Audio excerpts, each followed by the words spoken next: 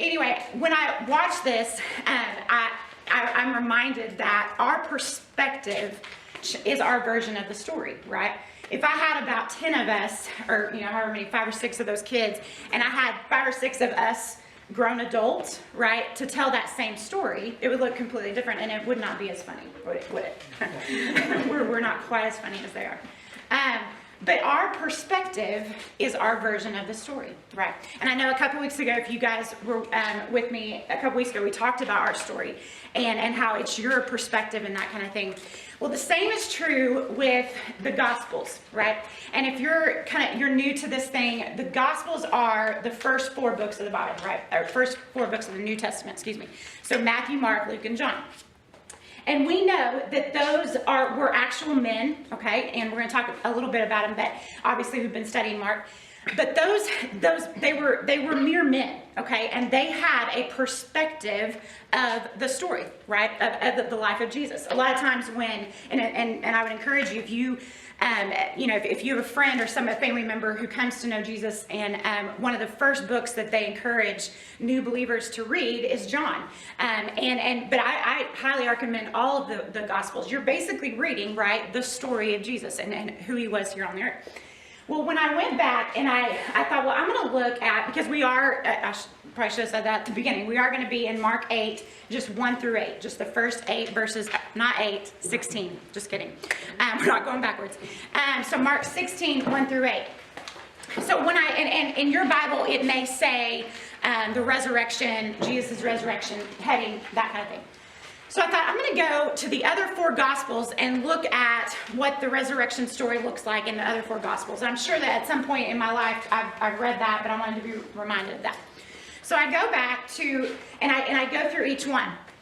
What I found was so interesting, and again, it's the whole, your perspective, okay, is your version of the story. Each one of them had, in just 2 specific things about the resurrection, were different in all 4 of those Gospels, all right? In Matthew, okay, we know Matthew was a disciple, right? We know he was one. We also know that the disciples scattered whenever their Savior was crucified. So we know Matthew must have got this part from somebody else. In Matthew, as far as, and we're going to talk about 2 specific things that were different in all 4. Okay, we're going to talk about who came to the tomb and who was at the tomb, okay? In Matthew, Matthew records that Mary Magdalene came, and the gal who got the other Mary. That's all her name is. Can you imagine? Your shout out in the Bible is other Mary. That's really sad for her. And so Matthew records Mary Magdalene, other Mary came, and at the tomb there was an angel. Okay?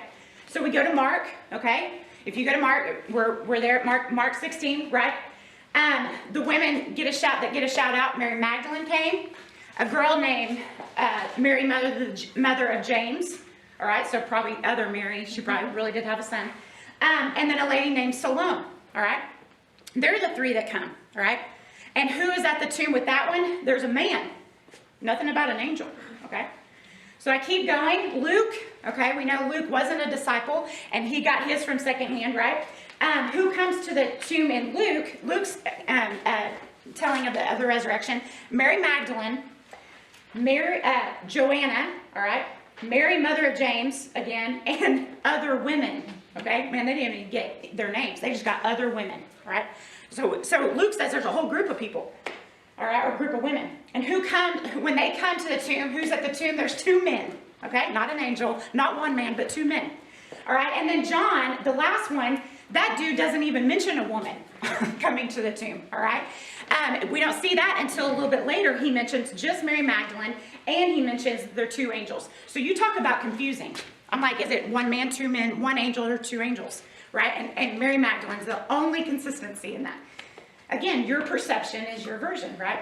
Well, I think I told y'all a couple weeks ago, my dad is a retired pastor. He's considered right now a pastor to pastors with a ministry called Double Honor. And so, but he is a lover of books, and my mom was gracious enough to build him a little study. She didn't build it. Actually, Randy Wood built it, if you want to be honest. She ordered Randy Wood to do that.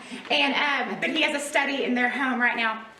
And so I get with him and I'm like, hey, give me, why is it that all four of those gospels, just in that detail of that kind of thing, why are they so different? And this is just a side, this is a freebie commercial, okay? He shared this book with me, and I'm just going to share it with you because in case there's someone in here, I don't know you ladies, and you enjoy having companion resources with you when you read the word. This is called the Merged Gospels, okay?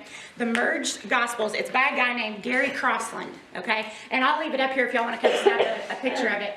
I told my daddy he was actually it was given to him, and I told him I will make sure I take good care of it. But what is really cool about this, all right? It's just the Gospels, all right? And let me find a good example. Okay, so it has all four of the Gospels in columns. Okay, so there's a Matthew column, a Mark column, a John column, Luke column, right? And then everybody see that shaded column on the far right? That's what they call the merged column. So basically what this, I'm sure Gary, and he probably has a team, I'm sure that helped him, they basically put the four Gospels and they just merged it together. So you could read all four Gospels in this one thing, in the merged column, and kind of get all the perspectives, right? And I thought that was really cool. So I just wanted to share that in case that's something that you would be interested in. Well, we know that we are specifically talking about Mark, all right? And we do know that Mark was a guy named John Mark, right? And he claimed, and I'm sure when you guys started studying Mark back in the fall, y'all talked about this. His claim is that he got his story, his version of the story from Peter. He was real good friends with Peter, which I would think if you're going to get a version of the life of Christ, Peter would probably be the dude to get it, right? The good and the bad, right? And so it's claimed that it's either Peter asked, hey, I want you to pen this, or Peter or Mark said, you know what, I think I'm getting all this good stuff from Peter, I want to write it down. We're not sure the reason. But something I found, thanks to this merged Gospels here, that Mark is the only of the four Gospels, right, that records probably some of the first words that were spoken from these women after they watched their Savior die. I want you to think about that, and you go to verse 3 is where I'm talking about. I want you to kind of picture, I think Cheyenne, if you were here last week, Cheyenne did an incredible job of painting a beautiful picture of what Good Friday, of what that Friday looked like, and what it should continue to look like, right? Just the thing, and for a second, I want you to put yourself in the shoes of those women, which shouldn't be real hard for us, right? It's kind of hard for us to identify with Peter and John, but some of us are moms, and all of us are females, right? And we can kind of put ourselves in that position as those women. And they had, and they don't always get the shout out. They weren't in the 12 disciples, but they were followers of Jesus. So there were things that they had put aside, right, to follow this man, right? So can you imagine? They watched him go to court. They watched him be stripped of his clothes, be beaten, be scourged, carry his cross up to Golgotha and hung on it and died. And they watched this entire thing. I'm sure there was loud weeping, loud grief, right? And then they saw him taken down, put in a tomb, right? I want you to picture what that next day was. What I've heard, and if you're on social media, I saw a lot of what they call Silent Saturday. Have you seen that? And of course, the social media graphics I would see would say, Silent Saturday, #Sunday's coming, right? Because just like Cheyenne told us, we know the end, right? We get to see the story from the beginning to the end. But can you imagine being Mary Magdalene on that Saturday? Like complete silence. And I don't think it was a restful silent. I don't think it was a peaceful silent. It was a grief-stricken silent, right? I don't think there was a lot of eating. I don't think there was a lot of talking. I don't think there was a lot of sleeping. And so what I think is cool is that Mark is the only one of those four Gospels that records as these women on Sunday morning, right? And if you don't know much about this culture, it was culturally acceptable to take these ointments and these oils that they were taking to his body, all right? That was something they culturally did, right? They didn't have a big embalming process and that kind of thing. And so they knew what they needed to do culturally, and they knew what they wanted to do in their hearts, because this was not only their friend, but think about what Mary Magdalene had come from, right? He had changed her life. So I want to adorn his body out of respect and honor of this man, right? So think about that Sunday morning. They wake up. Saturday has been completely silent. And they're walking to the tomb, whether I have a feeling there's probably more than just Mac and Mary. And there's probably a couple of them. And they're walking to the tomb. And in pure female style, they ask a question that is completely practical. Look at verse 3. Who will roll away that stone from the entrance of the tomb? Girls, don't you love being girls? Because I'm telling you right now, and I love my husband and other men, but they're not as practical as we are, right? Especially when there's a task at hand. Have you ever tried to plan a party with a man? And I remember 25 years ago, I was on staff with a bunch of guys, and we were planning youth camps and stuff like that, and us girls were like, y'all can just stop. Because we know what it takes there's the end goal, and we've got to go A, B, C, D, E, and we have the plan, right? So their question was so practical, right? We're going to talk, and we're going to kind of break this into 3 sections, all right? And our first section, and you can just write down the words, our question. Because we're going to camp out in verse 6 and 7, and then when you go to your small groups, you're going to kind of go through the questions that are on the back, and I'm going to explain a little bit more about what that looks like. But the first section that we're going to talk about is our question.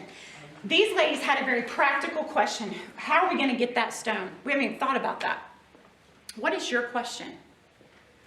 And y'all have been praying for several days that God would illuminate, and he in his timing, he's perfect. So I believe it may not be tonight. You may, when I say, what is your question? And I kind of describe what I'm talking about. You may by the end of tonight still don't know exactly what your question is. I may have said, what is your question? And a couple of you went, boom, it came straight to your head. And yours may be one that this morning you woke up and you have thought about that question all day. Maybe some of you, your question is one that it just didn't happen today. You've had this question for years. Maybe yours is a practical question, okay? It might be as practical as what theirs was. Some of you, your question may be very abstract. What am I going to do about what happened? What am I going to do if that happens? You know what your question is, and honestly, y'all, in full transparency, and as you get to know me, you'll know that's the only way I know how to be. Is when the Spirit brought this whole lesson together, and it was the end of last week, I didn't know what my question was, and I was prepared to tell y'all I don't even know what my question is, but He's illuminated that in the past couple of days, and so I know it's something that sometimes I talk to the Lord about, and sometimes I just think about. And sometimes I go to my girlfriends with it, and sometimes I want Randy's opinion about it. But it's this question that just kind of keeps coming around. And what I think is beautiful about our God is that He does not change, right? He is the same God that He was back to those women who were going, how are we going to move that stone? And He wants to answer it the same way He answered it there, okay? So we're going to move to the second section. First section is our question. The second section is His answer, all right? And y'all, in verse 6 and 7, that angel or that man or 2 angels or 2 men, whatever it was, said 6 things, okay? They're going to coordinate with the 6 questions that are on the other side of your paper, all right? He said 6 things that I believe was the Holy Spirit's way of answering our question and their question. Okay. Now, when they came to the tomb, we know that obviously their question was answered, right? There was no more stone, right? But then that angel said 6 things, and we're going to walk through in the next couple of minutes. We're going to walk through those 6 things, and I'm praying, and I've been praying that God uses these 6 answers that He gave them to help you with that question, right? Whatever that is. And you may say, Jayme, I don't even know what the question is yet. That's totally fine. Let's talk about the answers before we know what that is, all right? All right, the very first, again, we're in verse 6. We're going to do it, camp out in 6 and 7. And the very first thing that He says, the very first of the 6 is He says, do not be amazed. Everybody see that? Your version may say something else. The first thing He says is, do not be amazed. You know what's interesting about the fact that He said that? He didn't go, surprise, I moved the stone. No, He looked at them and said, don't be amazed. Because don't you know their jaws were on the ground, right? They had just talked just a few feet away. How are we going to move that? And it's gone. I have Jayme-isms for each one of these things that are actually in the Bible. So make sure you write Jayme-ism if you if you quote me, because it's not in the word. My Jayme-ism for this one is, you should remember that he said this would happen. Quit being amazed. He told you this was going to happen. Jot down John 2, 19 through 22. John 2, 19 through 22. And you can go back and look at it later. But it's basically the story, it's going to sound familiar, but it's where he goes to the temple and he starts overturning tables. And he's mad because they've made his house, his father's house, a house of making money and all that kind of stuff. And the Jews are like, what are you doing? What are you doing? And in that 19 through 22, he says, in verse 19, he says, destroy this temple, and in 3 days I will raise it up. And they're like, you can't raise this temple in 3 days. And he goes, I'm talking about my body. Okay? He actually says that. Verse 22 of John 2, verse 22, it says, it was so interesting to me. It said, when Jesus died and rose again, the disciples remembered that he said this. He said it. And so that angel is going, hey, quit being amazed at what I'm doing, of what he did, because he told you he was going to do that. Here's my question to you. What is he asking you to remember? What is he asking you to remember as it pertains to your question? Is there something, I mean, we know his word is our answer. What part of his word has he been saying, hey, Jayme, I need you to go back and remember, right? One of my favorite songs that Randy leads is When, I have no idea the name of it because I never remember that. But it basically says, you were faithful then and you'll be faithful now. Remember. And girls, I think when we are in that question, we begin to get clogged up in that question, and all that angel is looking at us saying, do not be amazed. Right? I will continue to be good. I will continue to be faithful. I will continue to be sovereign, on and on and on and on.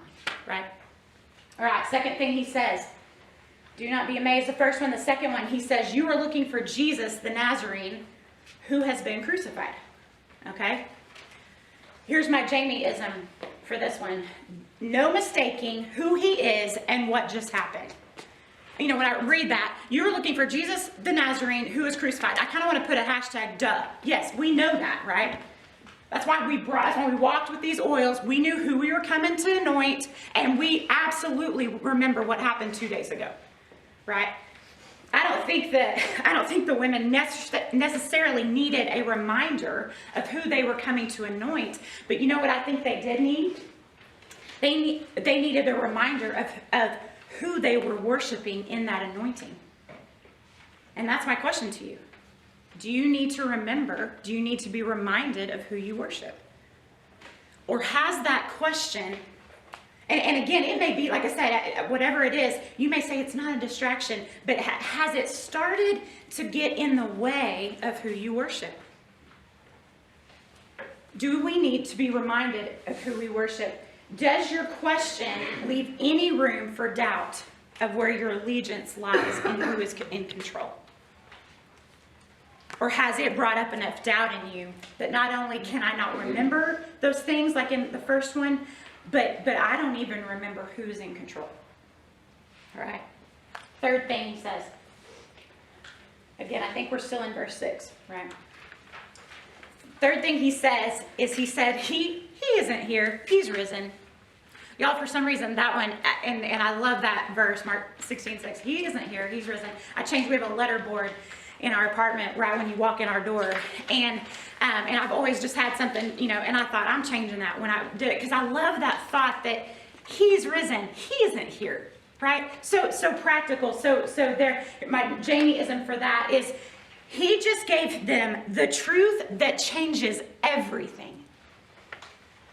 Any man, okay, could have got up on a cross, right? We know that. But we also know that there is not another man who could be dead for 3 days and rise again. So the fact that he is risen changes everything about who we are, right? And I love this thought that angel man was looking at them and was reiterating the truth, right? He was reminding them, hey, this is the truth that will change the course of history. And so my question to you is, where is the Lord reiterating a truth for you? Is there a truth? And it may be as practical as, hey, you just need to remember that I've risen. Okay, that may settle in somebody's heart tonight, and I pray it does. But there may be a truth from his word that you have known since you were 5 years old, and now that you're 35 or 45 or 55, you're going, I know that truth. And I hear that angel, I hear the Lord saying, that Spirit saying, I'm reminding you of that truth that changes everything. Right? Our Buddhist friends, they can't say that. Our Muslim friends can't say that. We have the truth that changes the rest of it. Right? Do you need to be, is there a truth that he is reiterating for you? All right, fourth thing he says, here is the place they laid him, okay? I love, again, how practical it is, right? Not only is he risen and he's not here, but right here, this is where they laid him. Just in case you think this is a fun house and this is a mirror and really he's dead on the other side of this mirror. No, this is where they laid him, all right? And here's my Jaymeism for that. Test this truth for yourself. I just gave you the truth that changes everything. He is risen. Now I want you to test it. I want you to look. Come touch it. This is actually where they laid him. Test this truth for yourself. All right? I think he was giving them the opportunity to not just take him at his word. He was like, come in here. Okay? Don't stand out there. This isn't a fun house. Come inside this tomb and touch the cloth that was around him, or the little pieces of paper, like they say. Right? Take this, right? And here's my question to you. Where are you needing to not just take a teacher's word for it, but test it yourself? Or maybe this is a little bit condensed way of saying this. Have you become lazy in your personal study of his word? And believe me, my toes have been bruised as well. Because I can get real comfortable, y'all. I mean, in 2021, we have so many podcasts. I can put that thing on when I go for my little morning walk. I can put that thing on in my apartment when I'm cleaning, and I can listen to Chandler. I can listen to Ben Stewart. I can listen to anybody I want to, right? And I feel so good, and I can do a Bible study, and Beth Moore will just tell me how I feel, right? And y'all, those are incredibly anointed people who I can say specifically have spoken into my life. But they are tools. They are not his word, right? And so my question, have you become lazy in your personal study of the word? Because if we become lazy and we just take somebody else's word for it, then that question that keeps going on in our head will never be answered, right? Because his word is answered. Does that make sense? All right, fifth thing he says is go and tell. Go and tell, right? Peter even gets a little shout out. And my Jaymeism for this one is, do not keep this for yourself. I've just told you he's risen. I've told you the truth that changes everything. I've told you to come touch this cloth and test this truth out for yourself. Now, dadgummit, don't keep it for yourself. Go tell people. Don't you love, and just a kind of a side thing, don't you love that Peter gets a shout out? I mean, does your version say that? Like, go tell and make sure Peter hears it. That dude needed a shout out, right? I mean, good night 2 days ago, he had literally looked at a lady and said, I don't even know that man. So Lord knows that Peter needed, hey, I need you to go tell him what happened, right? Here's my question to you. With whom are you needing to share your question and his answer? Or whose journey would be sweetened or encouraged or challenged by your transparency? Girls, we know this, or you would not be here on almost every Wednesday night just because you need something to do, right? We need community. And we need community with other females who are walking this thing with us. And just the short 3 months that we've been here, a couple of months, I have already been encouraged by several of your stories, right?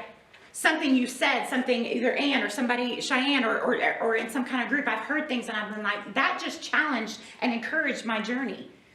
Y'all, is there somebody in your life, whether it's a female, a child, your husband, a coworker, who simply needs to be encouraged or challenged or their journey to be sweetened by you saying, hey, guess what? I've had this question going on, and guess what he told me? He told me this, and he told me this, and he told me this. Go and tell, okay? Last thing he says, number 6. He is going before you into Galilee. There you will see him, just like he told you. And my Jaymeism for that is, again, he prepared you for this. Again, I told you, Jesus told you that this would happen. He's going on ahead of you, all right? I love that there's not an ounce of any of this that happened that they had not heard. Do you get that? Were they listening? Were they distracted? Can you imagine being in the posse that got to hang out with Jesus, right? I mean, all the miracles. I mean, you're just all day long, you're just like this, right? Like, oh my goodness. So were they distracted? Were they comfortable? Man, this Jesus, he had become a friend of theirs. They ate and drank and slept and walked with this man. So it was comfortable with Jesus. And then all of a sudden, 2 days before, their entire world collapses. So my question to you, that number 6 question, are you listening? Are you distracted? Or are you comfortable? Has it become real comfortable or real distracting to, whether it's coming to church or doing the routine or having the kids' stuff and keeping your house in order and all this kind of stuff, that you're completely distracted and really it's kind of turned into this is the way we live life, ladies, right? Just ask a female, are you busy? And the answer will always be yes. Am I comfortable? Well, yeah, because we're comfortable in our busyness. We find validation in that. But has he been going, I've been giving you an answer to this question for days or months or years, and you are completely distracted. All right, girls? So in the last couple of minutes, before you go to your small groups, and small group leaders, if you want to go a completely different direction and not do those questions, you know you always have that ability. So just FYI. I want you to move down to verse 8. And here, and I'll be honest, I think this is probably one of the saddest verses to me in the Bible. Based on what I really believe the Spirit illuminated out of what that angel told those women, those 6 things, the 6 things that angel said in probably a split second. And then we have verse 8. And it says, and they went out quickly and fled the tomb, for trembling and astonishment had gripped them. And they said nothing to anyone, for they were afraid. Y'all, that hit me like a load this week when I was looking at that. How terribly sad that these women had come and they had brought these oils and they were doing the thing, they were doing it. And then they see this incredible miracle and this angel tells them 6 things and they are gripped with fear. And they run, right? And they're amazed. But they keep their mouth shut.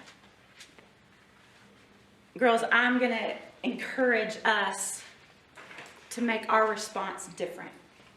Now, we are grateful that they did tell somebody, right? Or we wouldn't know. They eventually did, praise God.